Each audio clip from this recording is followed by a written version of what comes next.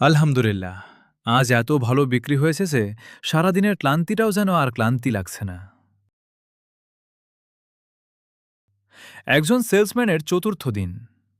আসসালামু আলাইকুম। আজকের দিনটা আমার জন্য একটু অন্যরকম। প্রতিদিনের মতো আজও টোটোতে মাল তুলে বেরিয়েছিলাম, কিন্তু আজ সকাল থেকেই একের পর এক দোকানে ভালো অর্ডার পেলাম। সত্যি বলতে আজ মনটা খুব ভালো লাগছে। একজন সেলসম্যানের জীবনে এমন দিন সবসময় আসে না। কিছুদিন বিক্রি কম হয়, আবার কিছুদিন আল্লাহ এমনভাবে রিজিক দেন যা কল্পনাও করিনি। আজকের এই ভালো বিক্রির জন্য আমি আল্লাহর কাছে শুকরিয়া আদায় করছি।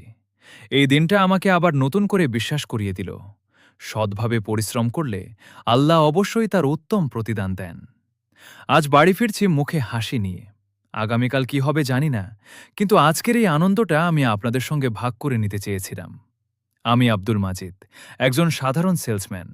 এটাই আমার বাস্তব জীবন। আল্লাহ হাফেজ।